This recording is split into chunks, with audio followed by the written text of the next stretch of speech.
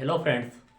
आज हम पढ़ेंगे त्रिभुज का फार्मूला क्या होता है और परिमाप क्या होता है।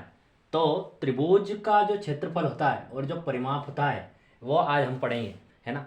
तो त्रिभुज क्या होता है? त्रिभुज तीन भुजाओं वाली आकृति होती है, एक बंद आकृति होती है। त्रिभुज तीन भुजाओं वाली आकृति होती है, एक दो तीन, है ना। तो तीन भुजा वाली बंद आकृति को त्रिभुज कहा जाता है ना। त्रिभुज में ये जो नीचे की भुजा होती है उसको आधार बोला जाता है ना। और इसकी जो बीच की लाइन होती है ये इसको ऊंचाई कहा जाता है ना।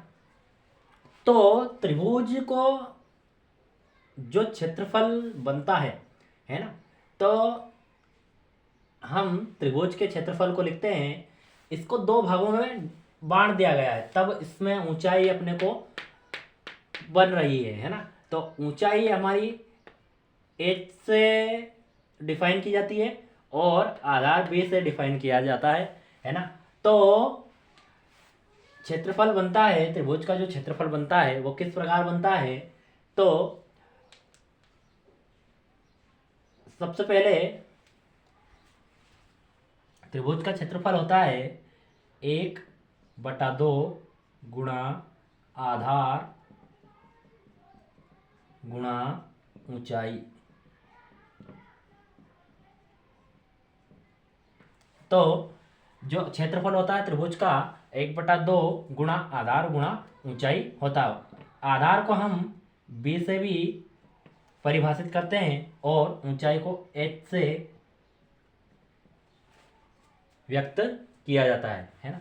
और जब त्रिभुज के परिमाप की बात की जाए, है ना, तो त्रिभुज का जो परिमाप होता है, जो भुजाएं दी गई है ना, उन भुजाओं का जो योग होता है ना, वो त्रिभुज का परिमाप कहलाता है ना। तो भुजाओं का जो योगफल होता है, भुजाओं का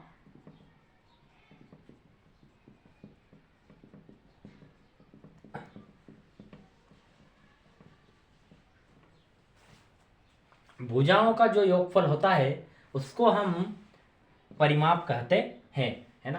तो जो भुजाएं, मान लो ये ए है, इसका पॉइंट, इसका बी है और इसका सी है ना। तो A B plus B C plus C A, है ना। तो ये इसका परिमाप कहलाता है। वीडियो अच्छी पसंद आई हो तो वीडियो को लाइक करें और चैनल को सब्सक्राइब करें और कमेंट करें। धन्यवाद।